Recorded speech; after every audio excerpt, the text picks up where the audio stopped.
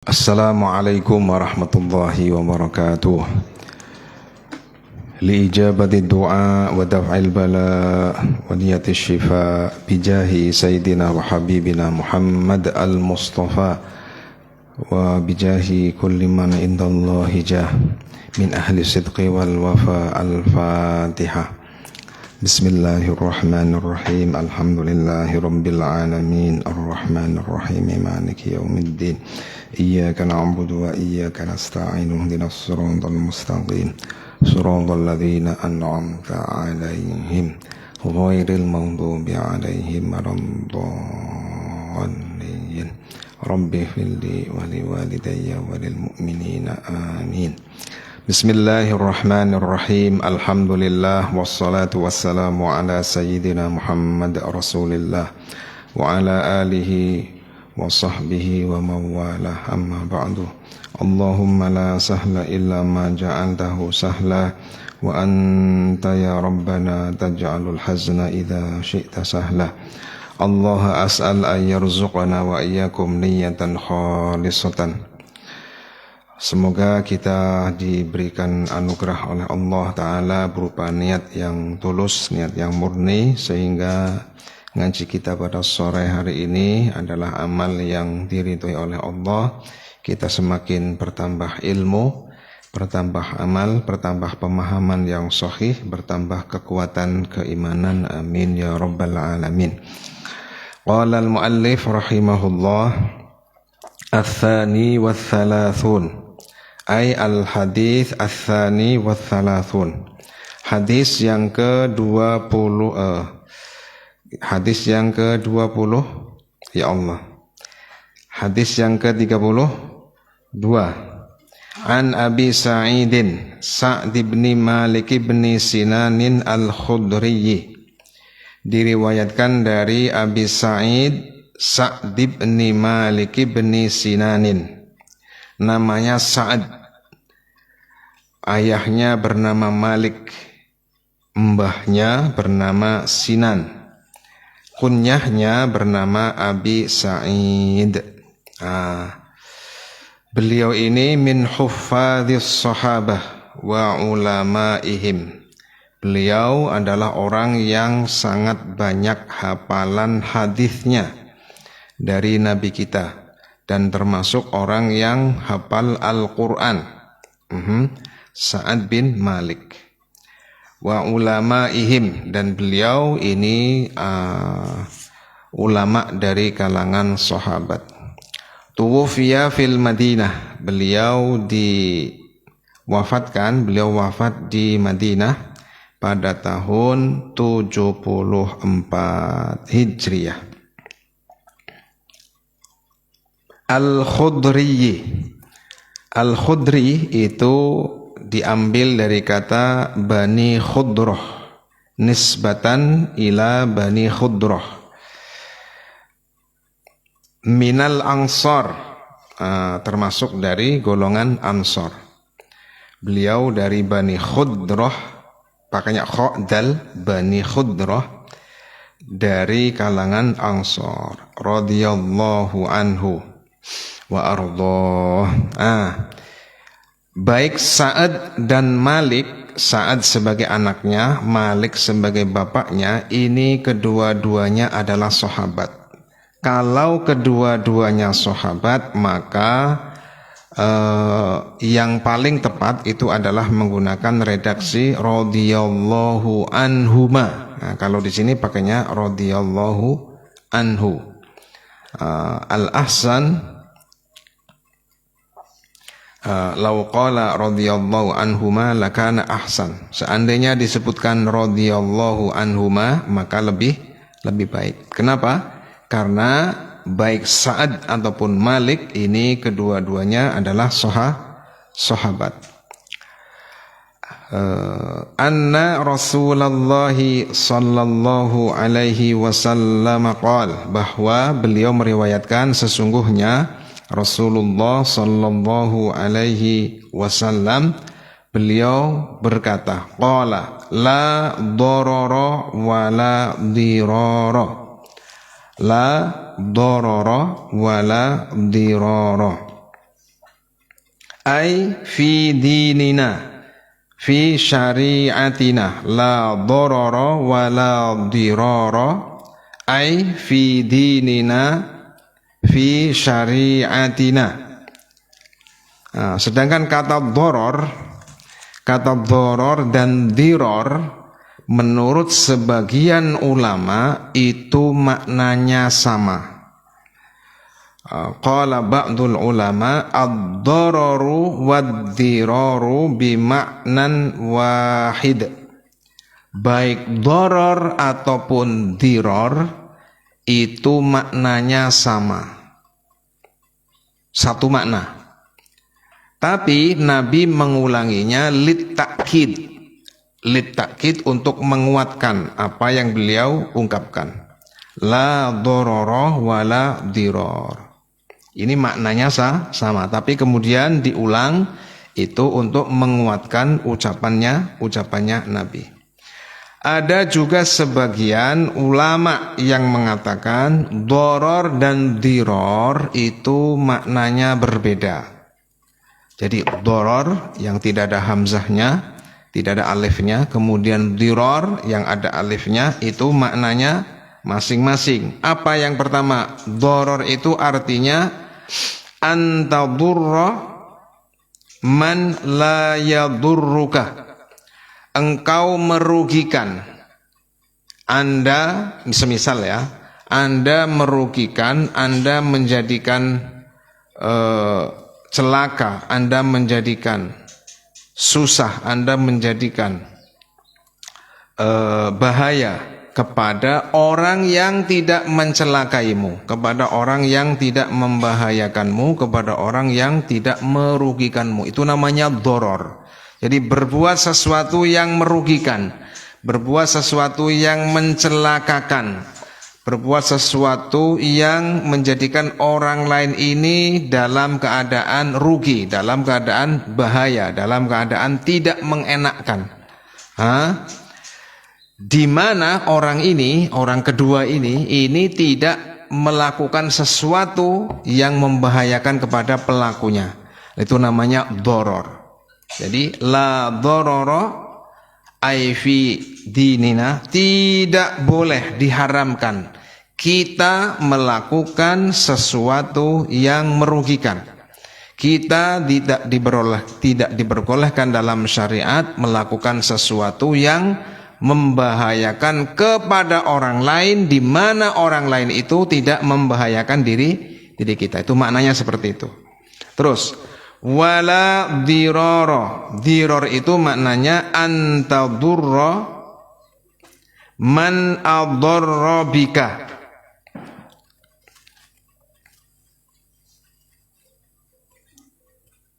Antadurra man adarra bika. Tadurruhu laisa min jihati minal jihatil lati adina bihi syar'u. Jadi diror itu begini. Diror itu adalah apabila kita menyakiti, kita merugikan, kita menjadikan orang lain dalam keadaan berbahaya, di mana orang lain itu juga menyakiti kita, membahayakan kita, merugikan kita. Dengan sekiranya cara itu adalah cara-cara yang tidak diperbolehkan oleh syarak. Nah, itu namanya diror. Artinya apa? Sependeknya begini, wala diroro, dan kita tidak boleh melakukan tindakan kepada orang lain walaupun orang lain itu membahayakan kita, selama tindakan itu tidak diperbolehkan oleh syarak. Apakah ada sesuatu yang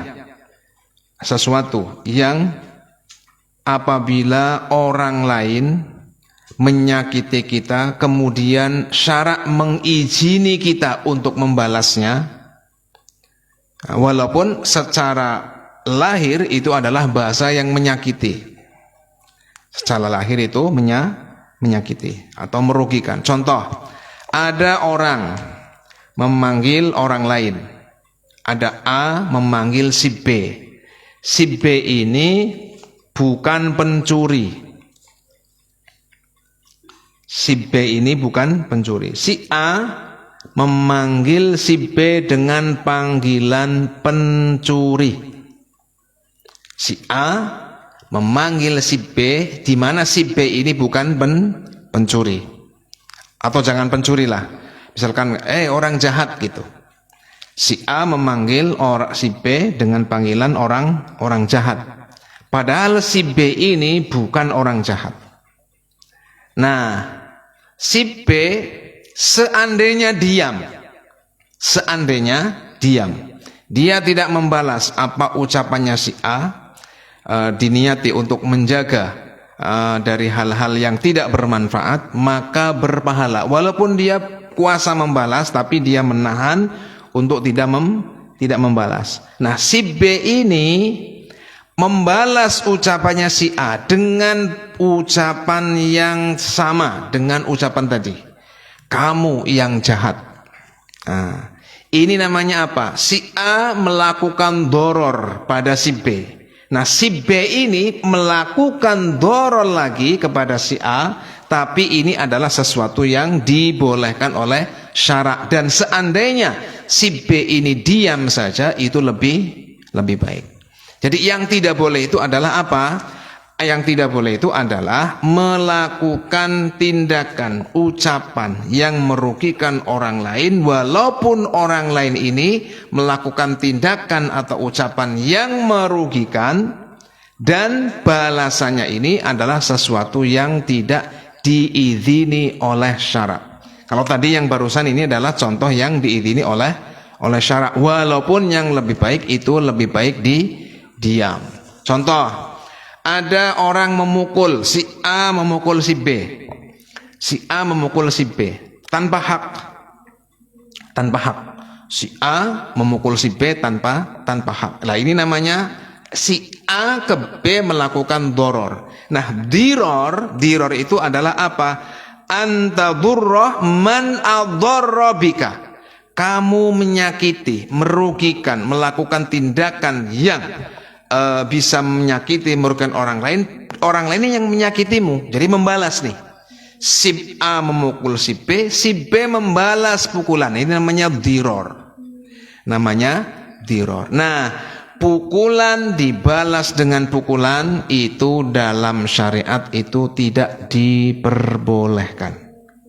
Ya, sebab apa? Pukulan si A barangkali pukulannya kalau ditimbang barangkali 20 kilo. Sementara si B nanti membalasnya karena dalam keadaan marah, dalam keadaan sudah sangat emosional, nanti pukulannya itu tadi 20 kilo itu pukulannya, saya pukul 30 kilo misalkan. Nah, ini enggak imbang. Tapi kalau tadi beda dengannya tadi ya, kamu jahat, kamu yang jahat.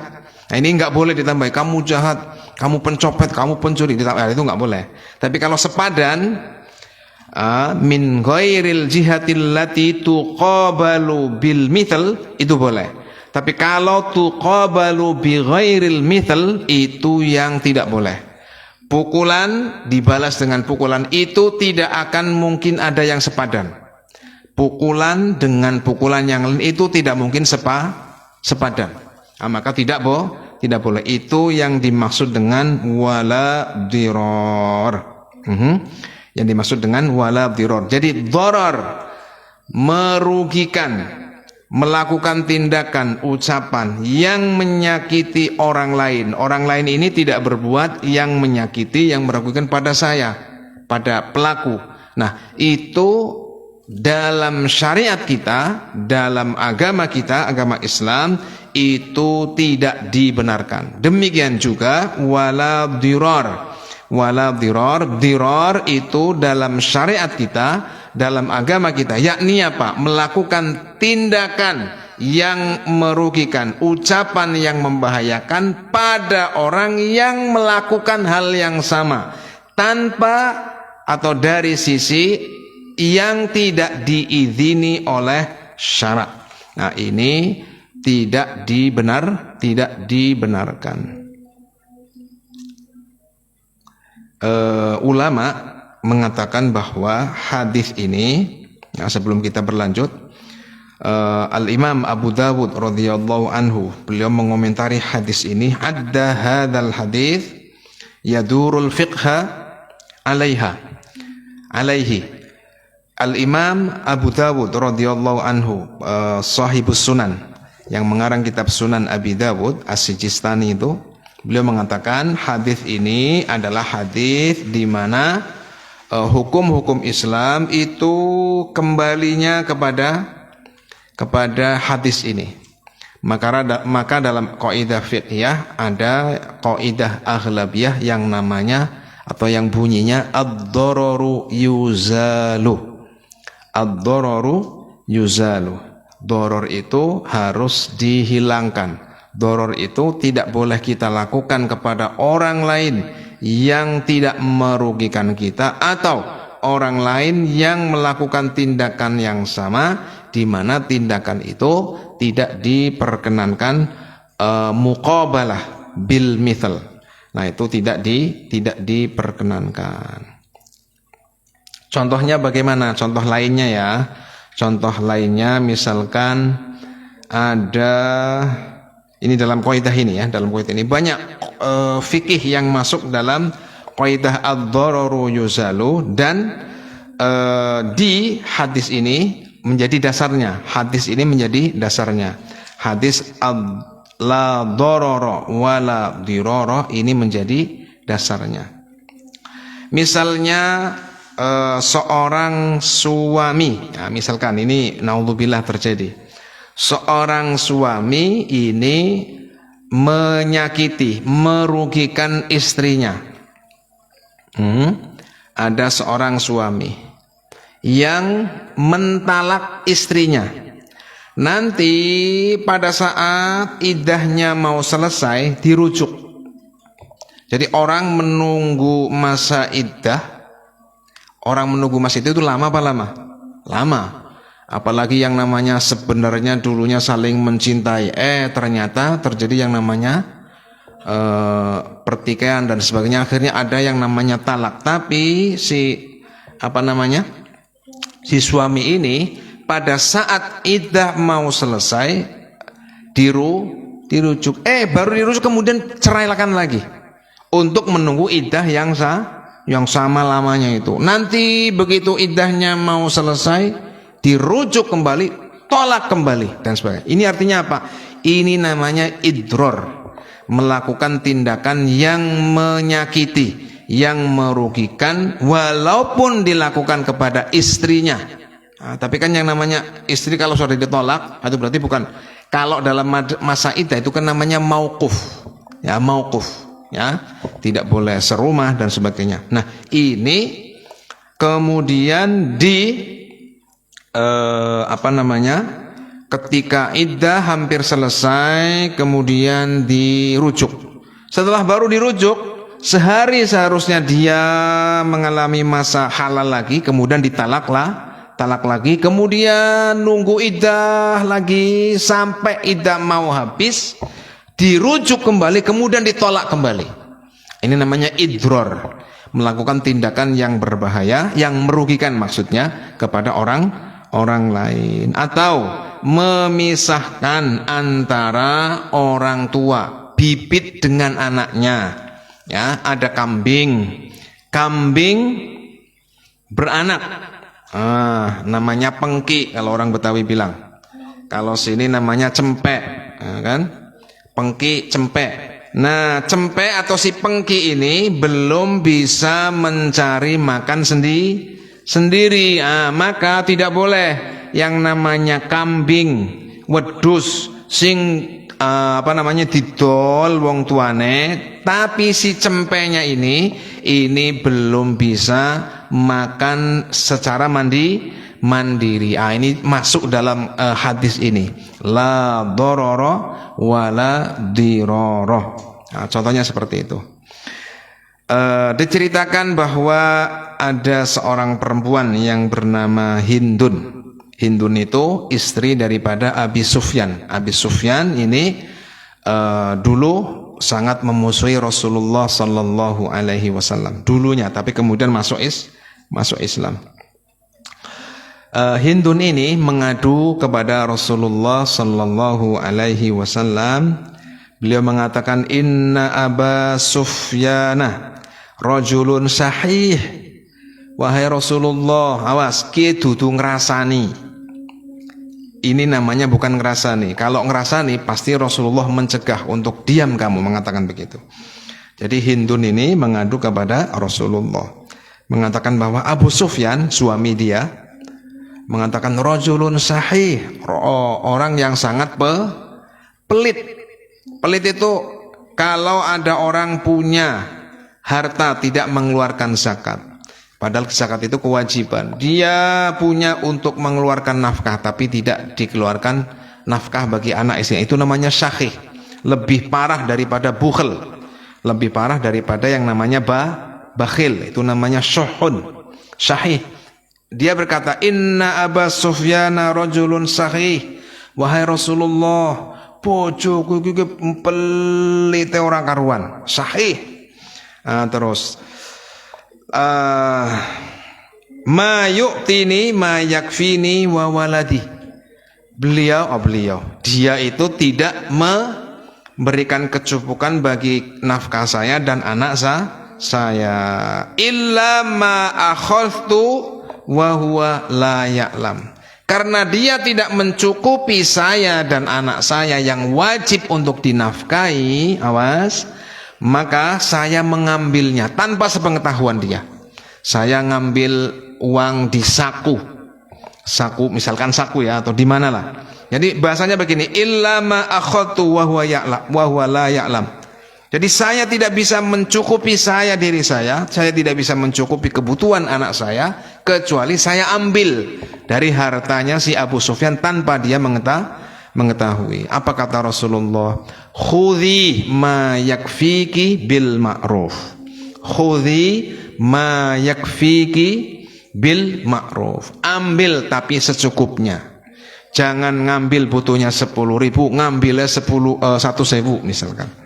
Dongen ngutuku tempe, ngutuku beras, ngutuku apa dan sebagainya. Malah ngambilnya yang di luar batas kewajaran. Ini kata Rasulullah sallallahu alaihi wasallam. Jadi suami jangan pelit, jadi istri jangan suka ngambil uang suami yang bukan haknya. Awas. Hindun ini mengambil sebagai haknya. Nah, ini adalah contoh dari siapa? Contoh dari sahabat yang tidak menafkahi, melakukan doror. Hindun ini mengambil, awas, ini bukan idror, bukan diror, bukan. Sebab apa? Dia melakukan tindakan yang secara lahir membahayakan, tapi ini diizini oleh syara. Ini bukan tindakan diror, bukan tindakan merugikan orang lain. Nah, yang merugikan orang itu tadi orang yang tidak memberikan nafkah. Nah, ini maksudnya begitu. Ini bukan mengajari ibu-ibu untuk mengambil uang saku di suaminya, ya. Rekeningnya suaminya dijebol, misalkan 1 miliar dicukut ngodadine 1 juta misalkan. Nah, ini nggak boleh. Nah, haditsun rawahu siapa ini? Haditsun hasanun rawahu Ibnu Majah. Hadis ini hadis yang hasan. Menurut siapa? Menurut Al-Hafidz An-Nawawi. Ingat, An-Nawawi ini adalah seorang Al-Hafidz, sehingga beliau diperkenankan mengatakan haditsun hasanun. Berhak beliau itu menentukan statusnya hadis. Rawahu Ibnu Majah, diriwayatkan oleh Ibnu Majah. Awas, tapi Ibnu Majah itu meriwayatkannya tidak dari jalur Abi Sa'id. Awas, Ibnu Majah ini meriwayatkan, tadi kan disebutkan an Abi Sa'idin, kan begitu. Terus ini dikatakan rawahu Ibnu Majah. Nah, Ibnu Majah itu tidak meriwayatkan dari sahabat Abu Sa'id, Sa'ad bin Malik, bukan, tapi meriwayatkannya dari sahabat Ibnu Abbas, ya. meriwayatkannya dari sahabat Ibnu Abbas. Terus wad-Daruqutni, kemudian diriwayatkan oleh Ad-Daruqutni. Nah, Ad-Daruqutni ini baru meriwayatkannya dari jalur Abi Sa'id Sa'd bin Malik. Nah, semacam itu. Ini saking telitinya guru kita. Jadi Ibnu Majah itu tidak meriwayatkan dari Abi Sa'id. Yang meriwayatkan dari Abu Sa'id itu adalah Ad-Daruqutni. Ibnu Majah memang meriwayatkan hadis yang lafadznya sama, tapi dari jalur siapa? Ibnu Abbas dan sahabat Ubadah ibni Samit. Ibnu Majah meriwayatkan hadis ini dari sahabat Ubadah ibni Samit dan sahabat Ibnu Abbas, semacam itu. Musnadan ay bi isnadin muttasilin. Musnadan dengan sanad yang muttasil, tidak ada yang putus. Nah, tidak ada yang salah satu sanadnya itu tidak disebutkan atau putus. Musnadan bi isnadin muttasilin. Terus warawahu Malikun fil Muwatta an Amrin, an siapa ini? An Amr bin Yahya an abihi. Kemudian Imam Malik dalam hadis Muwatta, dalam hadis Muwatta Imam Malik meriwayatkan dari Amr bin Yahya an abihi. Amr bin Yahya an abihi. Imam Malik meriwayatkan dari seorang tabi'in, tabi'in meriwayatkan dari seorang sahabat meriwayatkan dari Nabi sallallahu alaihi wasallam, mursalan ay min ghairi dzikri sahabiyyi, tanpa menyebutkan sahabat. Tanpa menyebutkan sahabat, perawinya siapa yang merupakan sahabat ini tidak disebutkan. Jadi kalau ada hadis mursal itu maksudnya adalah hadis yang tidak disebutkan rawi yang merupakan sahabat, loncat langsung kepada Nabi. Itu namanya hadis mursal. Semacam itu. Saya ulang. Mursalan ay min ghairi dzikris sahabiyyi, min ghairi dzikril wasitati bainahu wa bainan nabiyyi. Hadis mursal adalah hadis yang disebutkan antara rawinya itu langsung menyebutkan kepada Nabi, tidak menyebutkan sahabat yang menjadi perantara antara dia dengan Nabi. Itu namanya hadis mursal. Walahu turuqun yaqwa ba'duha bi ba'din. Awas, dalam nuskhah kita pakainya begini, walahu turuqun yaqwa ba'duha bi ba'din. Wa fi nuskhatin yuqawwi ba'duha ba'dun. Dalam nuskhah yang lain pakainya bukan yaqwa ba'duha bi ba'din, tapi yuqawwi ba'duha bi ba'din, yang pada intinya sama. Hadis ini yang pertama disebutkan musnad. Statusnya musnad, artinya sanadnya muttasil, tidak ada rawi yang putus, rawi yang tidak disebutkan. Kalau menurut yang kedua, sanadnya itu mursal, ya, dari sisi sanad itu ada yang tidak disebutkan. Nah, mursal itu diantara min asbabid dha'fil hadis. Tapi karena ini dikatakan walahu turuqun, ada berbagai sanad, ada berbagai sanad yang sebagiannya itu saling menguatkan satu dengan yang lain. Itu maka dicantumkan oleh Al-Hafidz An-Nawawi sehingga beliau berani mengatakan ini hadisnya adalah hadisun hasanun, hadis yang hasan. Sebagaimana kita ketahui, al-hasanu akhus sahih. Hadis yang hasan itu statusnya sama dengan hadis sahih di dalam dapat digunakan sebagai dalil suatu hukum. Saya ulang, al-hasanu akhus sahih. Hadis hasan itu Akhu itu artinya saudara. Maksudnya statusnya sama dengan hadis yang sahih. Awas, bukan sama persis, tapi dalam hal dapat digunakan sebagai dalil, dapat digunakan sebagai hujjah bagi seorang mujtahid. Nah, itu dapat digunakan. Nah, lain halnya dengan hadis yang dhaif. Dhaif ini kalau mau dijadikan sebagai hujjah itu harus dikuatkan dengan ijma'. Seperti hadis misalkan kullu qardin yajurru naf'an jarra naf'an fahuwa riba. Ini hadisnya dhaif tapi kuat, bisa dijadikan hujjah karena dikuatkan oleh ijma'. Nah, kalau ini hadis hasan tanpa dikuatkan dengan yang lain pun ini sudah dapat dijadikan sebagai hujjah di dalam hukum menurut para mujtahid.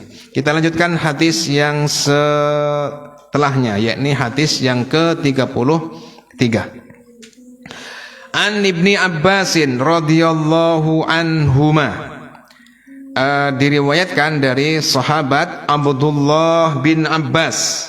Abdullah bin Abbas ini berarti sepupu, ya, saudara, satu cucu sepupu dengan Rasulullah sallallahu alaihi wasallam. Karena Abbas itu adalah paman Rasulullah sallallahu alaihi wasallam.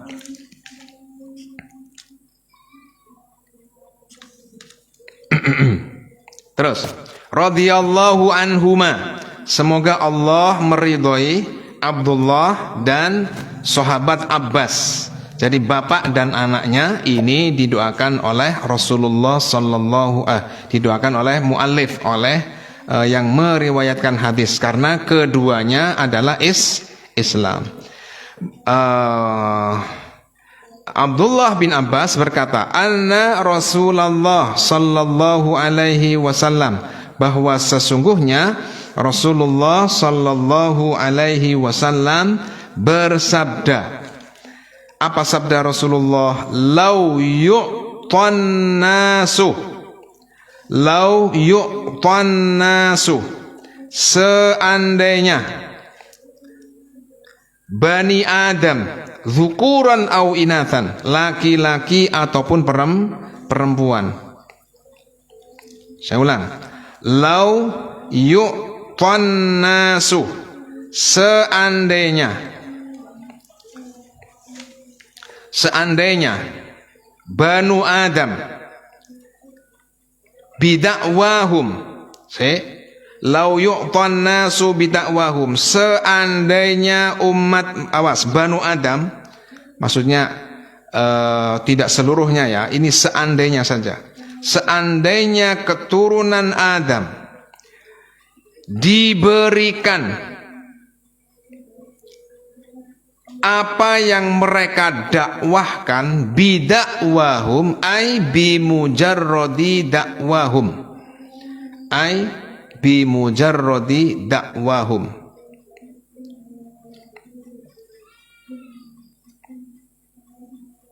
ladda'a rijalun ay rijalun kathirun, ay rijalun kathirun amwala qaumin wadima'ahum. Saya ulang.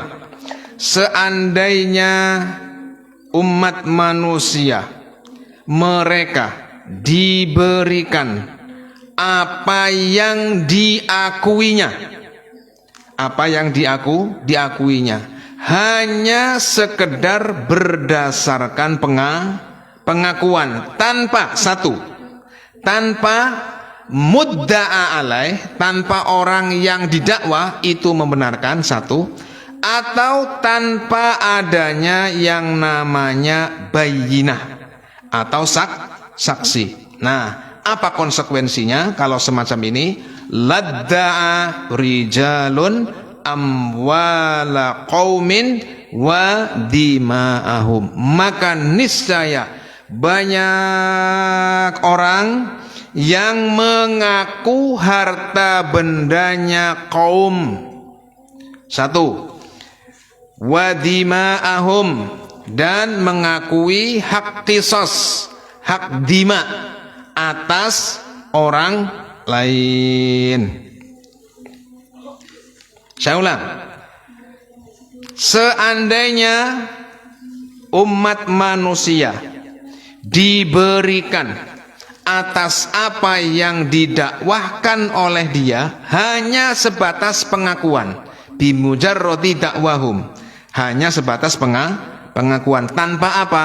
Tanpa adanya pembenaran dari orang yang didakwa, atau yang kedua tanpa ada yang namanya saksi, tanpa ada yang namanya bayyinah. Jika demikian halnya, awas, ini adalah sesuatu yang bertentangan dengan syariat Sayyiduna Muhammad sallallahu alaihi wasallam yang suci. Manusia itu kalau dibiarkan mengaku pasti timbul yang namanya kekacauan, timbul yang namanya orang saling mengaku, orang saling menuduh dan sebagainya. Maka dalam syariat Nabi kita Sayyiduna Muhammad sallallahu alaihi wasallam itu ada yang namanya syariat yang namanya saksi atau bayyinah yang wajib untuk dimunculkan oleh seorang mudda'i, dan yamin yang nanti harus ditunjukkan, dibuktikan oleh mudda'a alaih. Mudda'i itu adalah orang yang alladzi yukhalifu kalamuhu adh-dhahira, itu namanya al-mudda'i. Supaya jelas nih, al-bayyinah itu apa? Saya ulang, lakinil bayyinatu, sebenarnya secara nahwu itu boleh dibaca lakinnal bayyinata, boleh menurut nahwu, tapi yang namanya perawi hadis itu meriwayatkan dari Rasulullah apa adanya, maka pakainya lakinil bayyinatuh. Begitu. Secara nahwu boleh dibaca lakinnal bayyinata, boleh. Apakah salah? Tidak salah, karena nahwu membenarkan. Tapi perawi itu karena saking hati-hatinya, barangkali yang dikehendaki Nabi dengan ungkapan lakinil bayyinatu itu ada rahasia yang tidak diketahui oleh para perawi, maka beliau sampaikan apa adanya. Nabi mengucapkannya lakinil bayyinatu. Begitu.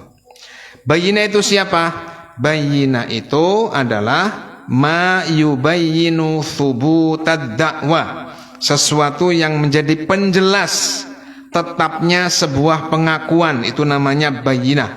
Dalam hal ini maksudnya adalah saksi. Al-bayyinatu ma yubayyinu thubutad da'wah. Bayyinah adalah sesuatu yang dapat menetapkan pengakuan. Dalam hal ini maksudnya al-muradu bihi asy-syahid. Yang dimaksud di sini adalah syahid, maksudnya saksi. Saksi dalam urusan khusumah, urusan da'awa ini ada kalanya cukup satu orang, ada kalanya harus dua orang, ada kalanya harus tiga orang, dua laki-laki satu perempuan boleh, ada kalanya harus tiga orang, ala hasabil hal, sesuai dengan keadaan yang akan dihukumi oleh seorang qadhi, dihukumi oleh seorang hakim itu apa. Kadang cukup satu, kadang harus dua, tiga, atau harus empat. Terus alal mudda'i, siapakah mudda'i? Bayyinah itu harus dimunculkan, harus dilakukan oleh mudda'i. Siapa mudda'i? Man atau alladzi yukhalifu kalamuhu adh-dhahir. Sementara al-mudda'a alaih itu adalah man yuwafiqu kalamuhu adh-dhahir.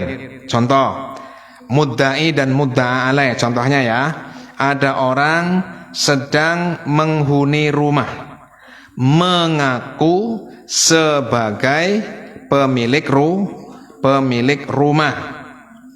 Ini namanya mudda'a alaih, yuwafiqu kalamuhu adh-dhahir. Ini rumah kamu? Ya. Itu namanya yuwafiqu kalamuhu adh-dhahir. Lah, Mudda'i yang mengaku, yang mendakwa itu adalah yang kalamnya tidak muwafaqah pada pada lahiriah. Jadi itu rumah saya. Itu namanya kalamuhu la yuwafiqu al-dhahir. Itu namanya mudda'i. Nah, sedangkan mudda'a alaih adalah man yuwafiqu kalamuhu al-dhahir. Itu namanya mudda'a alaih. Nah, jika terjadi pertentangan antara mudda'i dan mudda'a alaih, yang harus dilakukan oleh seorang mudda'i adalah membuktikan dengan adanya saksi. Wal yaminu ala man angkaro. Sedangkan sumpah itu hendaknya disebutkan oleh orang yang mengingkari. Orang yang mengingkari itu maksudnya ala man angkaro. Wal yaminu ala man angkaro maksudnya ala mudda'a alaih. Man angkaro di sini maksudnya adalah mudda'a alaih.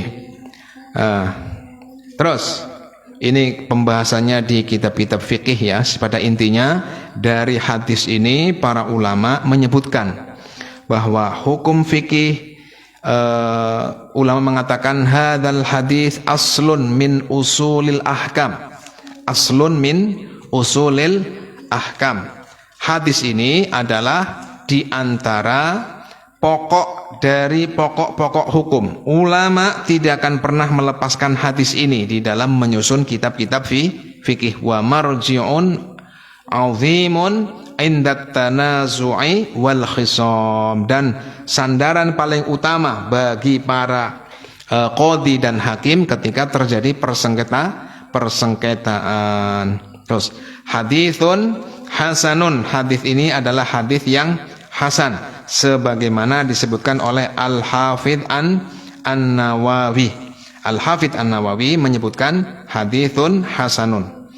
Rawahul Baihaqi. Al-Baihaqi al-Imamu al-Kabirul Hafidhu al-Mu'arrikh as-Sufiyu al-Usuliyu as-Sunniyu al-Ash'ariyu. Beliau ini adalah orang yang sangat berjasa di dalam agama Islam ini, utamanya madhab Syafi'i dalam bidang fikih dan madhab Asy'ari dalam bidang tauhid. Ya, jasanya Al-Baihaqi itulah maka Islam sampai ke diantaranya ke Jawa ini, diantaranya ke Brebes ke Jawa ini itu karena jasanya Al-Imam Al-Baihaqi.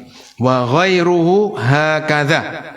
Dan selainnya hakadha, demikian ini. Jadi lafadznya seperti ini.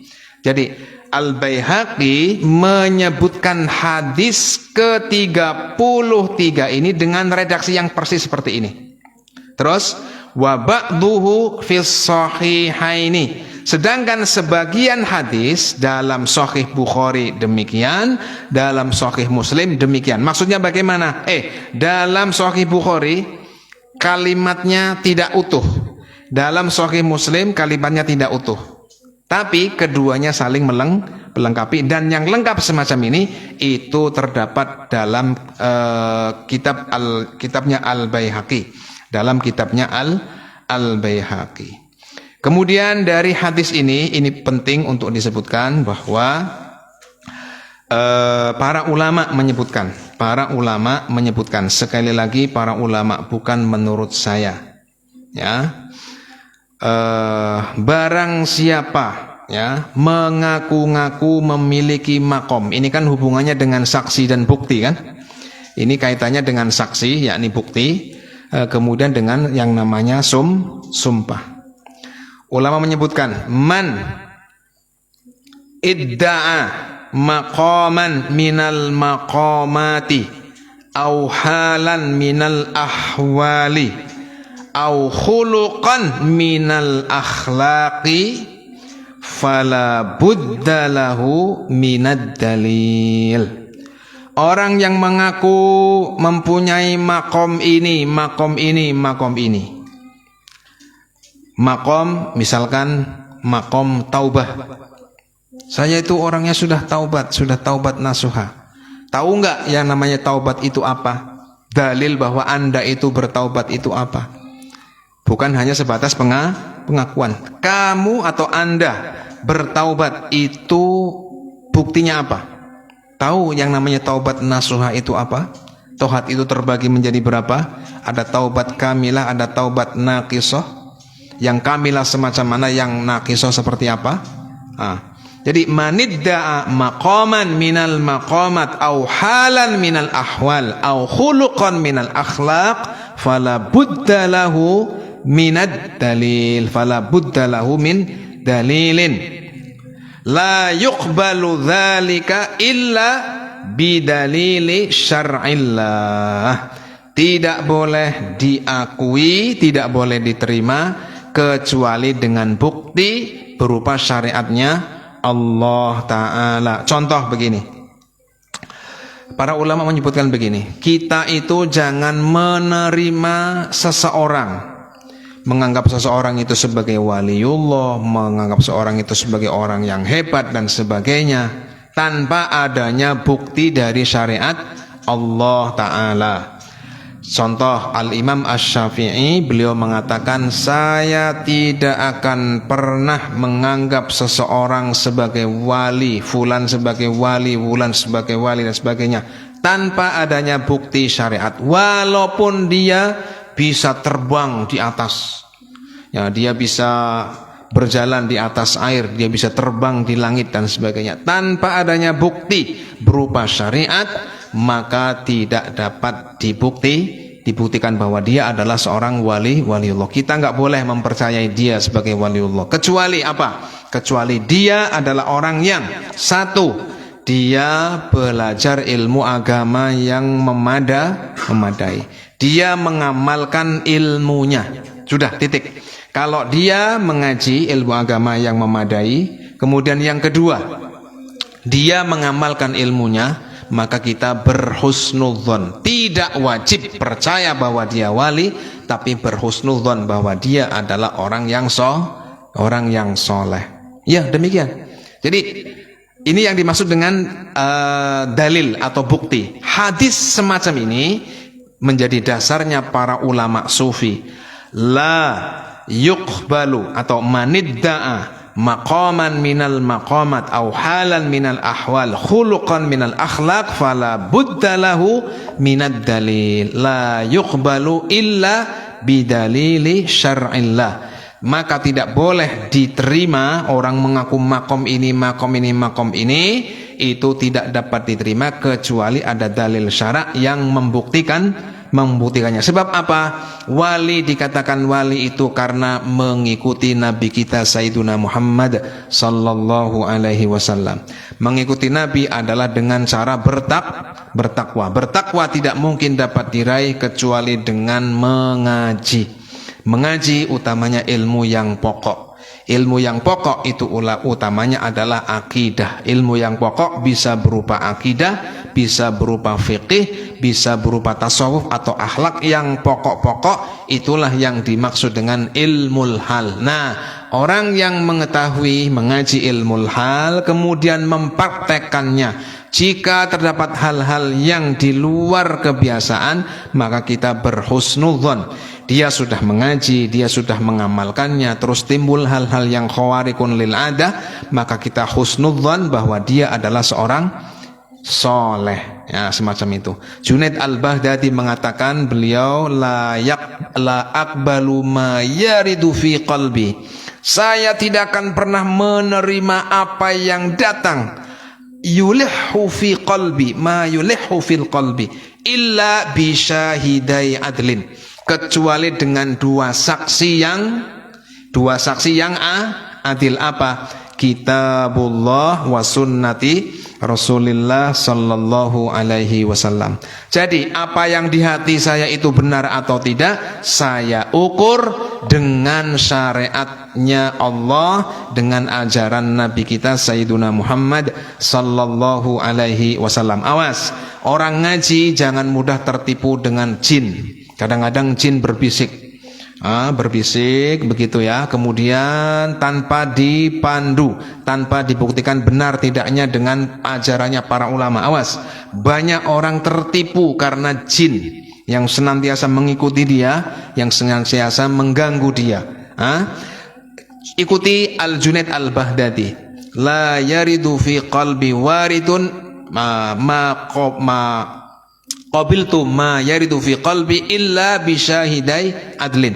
Saya tidak akan pernah menerima apa yang datang pada hati saya. Awas, hati itu sangat samar urusannya. Karena saking samarnya itu harus ada bukti, harus ada saksi. Apa saksinya? Kitabullah wa sunnatu rasulihi sallallahu alaihi wasallam. Hadis ini itu diriwayatkan oleh Al-Imam Al-Baihaqi, kemudian siapa tadi? Al-Imam Al-Bukhari dan Muslim, tapi ba'duhu ya, sebagiannya. Sebagian hadis ini, sebagian diriwayatkan oleh Imam Al-Bukhari, sebagian diriwayatkan oleh Imam Muslim.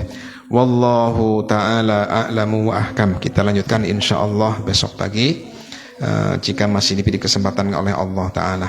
Wallahu yuwaffiquna fima yuhibbuhu wa yardah minal qawli wal amali wan niyyah. Wassalamualaikum warahmatullahi wabarakatuh.